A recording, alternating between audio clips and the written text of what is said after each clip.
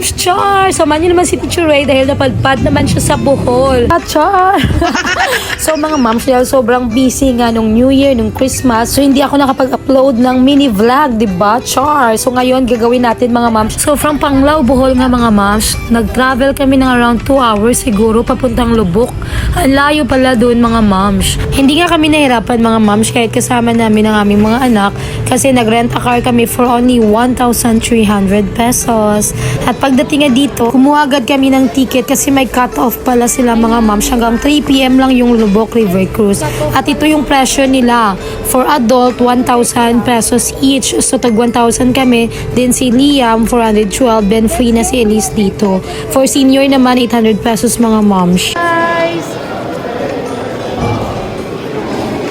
Mabilisan talaga ang ganap dito. So pagkakuha namin ng ticket, diretso na agad kami kasi alis na daw yung boat. Boat 16, gate 1.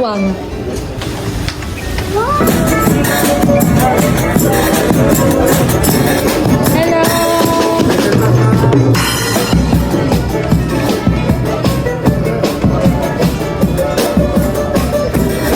Wow, super clean! Super clean gid man ang Lubok River. So it's around 1:30 in the afternoon na nga mga moms nung nakasakay kami at gutom na talaga kami mga moms. Pero it's buffet naman talaga yung cruise, so kakain kami. Parang katulad lang dun sa Lake Cebu natin. Ang kaganda lang, mas maganda lang river nila dito compared sa Lake Char! Super clean talaga mga moms, pero ganyan no. So ang sarap na mapagkain na inihanda nila, ayan. So yung 1,000 pesos per head na binayaran namin kanina, yan, ito na yung kakainin nyo lahat. Grabe, sobrang dami na nga mga moms. So, sulit na sulit. So, that's the assigned table para sa amin mga moms. Hindi mo kailangan mamili kasi may number talaga yung bawat table. So, ano pa? Kainan na! Char! So, enjoy na enjoy ang mga anak ko, mga moms. Kasi, di ba? Ang ganda talaga ng river nila kasi sobrang linis. Ma-appreciate mo talaga. At karamihan nga ng kasabay namin sa cruise na to mga moms ay halos foreigner. O, di ba? Ang gaganda tong pupogi. Char! Ay, foreigner man ko ba? Char lang! So, ayan ang nga pinakain ko na si Elise mga moms. And one thing na balik-balikan nyo dito ay yung food nila. Sobrang sarap. Sulit at legit yung 1,000 pesos. Mahal siya no kung titingnan. Pero okay lang naman kasi masarap yung food nila. At ang dami.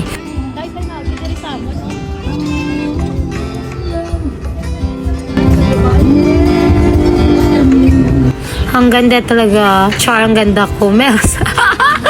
Ayan, si Elise, super enjoy. Kain ng kain lang siya mga moms ng barbecue. And after kumain, ayan, tingnan natin na yung view mga moms ng Malapitan. At merong cutie na falls. Ayan, maliit lang siya mga moms. Ayan. Kanami lang magmuni-muni diri kag magpanihol-nihol bala mga moms kay pretty ka peaceful and suddenly nag-ulan mga moms ay na lang enjoy gid si Kuya Lia mga moms nan and abaw ginto ang buko juice diri mga moms kay tag 200 pesos yes gid na char. And here's my baby na cutie. Wow na lang pretty gid siya kabutan mga moms. Nari na to sa exciting part mga moms may ara diri nga mga south-south. So mag-stop over gid ang every boat diri sa bulos-bulos mga ma'am. So tanawin natin sila.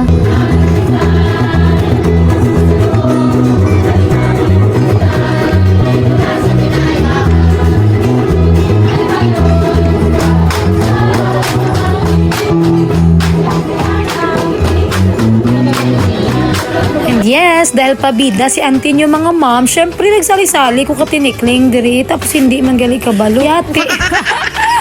Ay, then ayan, nag-pictorials ng all, char, background, ang pretty, kagwapa, kagkalimpyo nga Lubok River. Wow. Ay, grabe gid ka, wow mga moms. And ang bata nga pretty gid ang enjoy. So nagpanginangin si Madam kay gusto niya lang daw i-feel ang Lubok River. Nga pretty ka fresh ang simoy ng hangin. Char! Pero mga moms, kadalawa ko na nga kadto dire. Pero nami gid siya yan, di ba? And after that, nagkauna naman sila pa. Buko na naman mga moms. Walang tapos ang buko juice ni ila kag kinaunay kalubi. Kada mo man lubi sa umabaw dire bakal gid. And ayan mga moms, yan yung sikat na Lubok Church. Hindi na namin pinuntahan kasi nakita naman namin dira around the area. And meron na akong picture dyan noon. And so,